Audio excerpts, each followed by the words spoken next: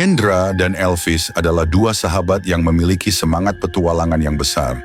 Mereka berdua dikenal sebagai pendaki muda yang tidak pernah takut mencoba jalur-jalur pendakian yang menantang. Kali ini, tujuan mereka adalah mendaki Gunung Sinabung, sebuah gunung yang aktif di Sumatera Utara yang terkenal karena letusannya yang dahsyat. Mereka telah merencanakan perjalanan ini selama berbulan-bulan, dan hari itu akhirnya tiba. Gunung Sinabung menawarkan tantangan yang cukup besar, terutama setelah letusan besar yang terjadi beberapa tahun lalu. Meski begitu, Hendra dan Elvis merasa bahwa ini adalah kesempatan yang tepat untuk merasakan kehebatan gunung itu secara langsung, bahkan dengan sedikit rasa takut yang mereka coba untuk atasi. Perjalanan dimulai dari pagi yang cerah. Mereka berdua membawa perlengkapan lengkap, berbekal semangat tinggi dan persiapan yang matang. Namun sebelum mendaki puncak, mereka berencana untuk mampir di Desa Brastepu, sebuah desa kecil yang terletak di kaki Gunung Sinabung. Desa ini terkenal dengan pemandangannya yang indah, dan mereka ingin menikmati sejenak keheningan di desa yang konon sudah lama ditinggalkan setelah letusan gunung tersebut. Bayangkan Elvis, kita bisa menikmati pemandangan desa yang indah, dan setelah itu langsung mendaki ke puncak. Rencana yang sempurna, ujar Hendra dengan antusias sambil menatap peta yang terhampar di depan mereka. Elvis, yang selalu lebih berhati-hati dan skeptis, sedikit ragu. Aku tidak tahu, Hendra. Aku mendengar beberapa cerita tentang Desa Brastepu. Katanya tempat itu memiliki aura yang agak aneh. Tapi ya sudah, kita mampir sebentar saja. Hendra tertawa, tidak terlalu menganggap serius perasaan Elvis. Itu cuma cerita-cerita lama. Kita pergi saja dan lihat sendiri. Dengan begitu, mereka berdua melanjutkan perjalanan menuju desa yang terkenal karena keheningan dan keindahannya itu. Setelah menempuh perjalanan panjang melalui hutan lebat dan jalan setapak yang terjal, mereka akhirnya sampai di Desa Brastepu. Begitu mereka memasuki desa, suasana yang mereka temui sangat berbeda dari yang mereka bayangkan. Desa ini terlihat seperti kota mati. Rumah-rumah yang seharusnya menjadi tempat tinggal kini terletak hancur, tertutup oleh lapisan abu vulkanik yang sangat tebal. Beberapa rumah bahkan hampir tenggelam oleh abu, sementara yang lainnya roboh, hanya meninggalkan puing-puing yang berserakan. Wow, ini lebih menyeramkan daripada yang kita kira, ujar Hendra mengamati sekelilingnya. Tapi pemandangannya tetap memukau. Elvis mengangguk pelan, namun ia merasa tidak nyaman. Aku merasa ada yang tidak beres di sini. Tempat ini seperti menyimpan banyak cerita yang tidak bisa dijelaskan. Hendra tersenyum mencoba menenangkan sahabatnya. Itu cuma perasaanmu saja, Elvis. Ayo kita lihat lebih jauh. Kita bisa ambil beberapa foto sebelum mendaki. Mereka mulai berjalan menyusuri jalan setapak yang sudah tidak terawat.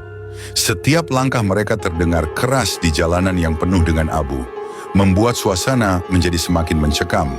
Keheningan yang melingkupi desa ini begitu berat, seolah-olah alam di sekitar mereka juga terdiam.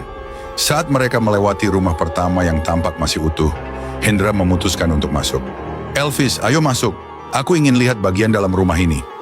Elvis ragu, tapi mengikuti langkah Hendra. Begitu mereka memasuki rumah, mereka menemukan perabotan yang sudah rusak, dengan debu tebal yang menutupi setiap permukaan. Lukisan-lukisan yang pudar tergantung di dinding, dan sisa-sisa kehidupan tampak seperti terhenti di tempat ini. Tidak ada tanda-tanda kehidupan sama sekali. Ini seperti dunia yang terhenti, kata Elvis pelan, merasakan hawa dingin yang menyelimuti mereka. Tapi ada yang aneh di sini, Hendra. Tempat ini sepertinya tidak benar-benar kosong. Hendra mengabaikan perasaan tidak nyaman itu. Kamu terlalu khawatir, Elvis. Coba lihat, kita bisa ambil beberapa foto bagus di sini. Mereka mulai berjalan lebih dalam ke dalam rumah itu, dan tiba-tiba dari luar terdengar suara langkah kaki yang berat. Langkah itu terdengar jelas meskipun tidak ada seorang pun yang terlihat. Elvis, kamu dengar itu? Tanya Hendra menoleh cepat ke arah pintu. Elvis menegakkan telinga dan dengan cemas ia menjawab, "Iya, aku dengar. Itu bukan suara angin, Hendra. Itu suara langkah kaki." Mereka berdua mencoba untuk tetap tenang, tetapi saat mereka keluar dari rumah itu, kabut tebal tiba-tiba turun dengan cepat. Kabut itu sangat aneh karena datang tanpa peringatan. Seolah-olah alam tiba-tiba berubah begitu saja. Ini aneh banget, kata Hendra, mulai merasa tidak nyaman. Kabut ini datang terlalu cepat. Elvis terlihat gelisah. Kita harus pergi dari sini, Hendra. Aku nggak suka ini. Ini bukan hanya soal kabut, sesuatu yang lebih besar sedang terjadi. Mereka berdua mencoba untuk berjalan keluar dari desa, tetapi kabut itu semakin tebal dan menghalangi pandangan mereka. Setiap langkah yang mereka ambil terasa lebih sulit, seolah-olah ada sesuatu yang menahan mereka. Tiba-tiba di dalam kabut yang semakin pekat muncul sebuah sosok. Sosok itu tinggi, berbaju lusuh, dengan wajah yang kosong dan mata yang terlihat tak berwajah. Sosok itu berdiri di tengah jalan, seolah menunggu mereka. "Kenapa kalian datang ke sini?" Suara sosok itu terdengar serak, seperti berasal dari kedalaman yang jauh. Hendra dan Elvis terdiam, tidak bisa bergerak. Tubuh mereka terasa kaku dan lemas. Mereka berdua berusaha berbicara, tetapi suara mereka tidak keluar. Sosok itu perlahan maju mendekati mereka. "Tempat ini bukan untuk kalian," suara itu berbisik. "Kalian tidak seharusnya ada di sini." Tiba-tiba kabut itu semakin tebal, melingkupi tubuh mereka.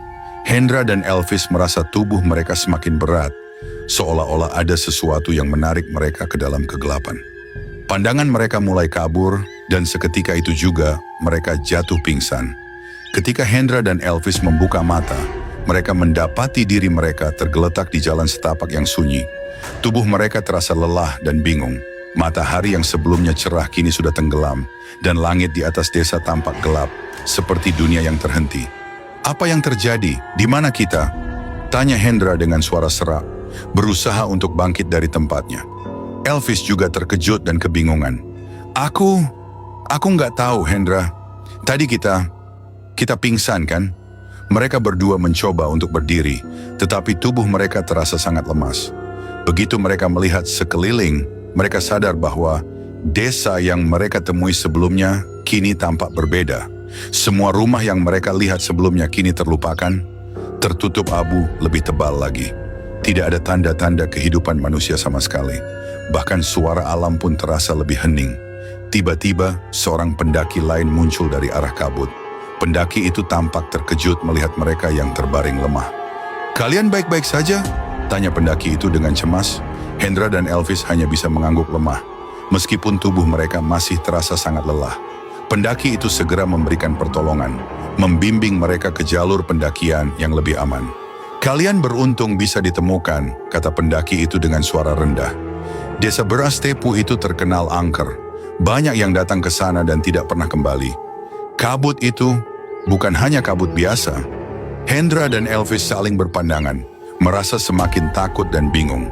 Mereka tahu ada sesuatu yang sangat tidak wajar yang terjadi di desa Brastepu, dan mereka berdua hanya berhasil keluar dengan selamat, karena kebetulan ditemukan oleh pendaki lain.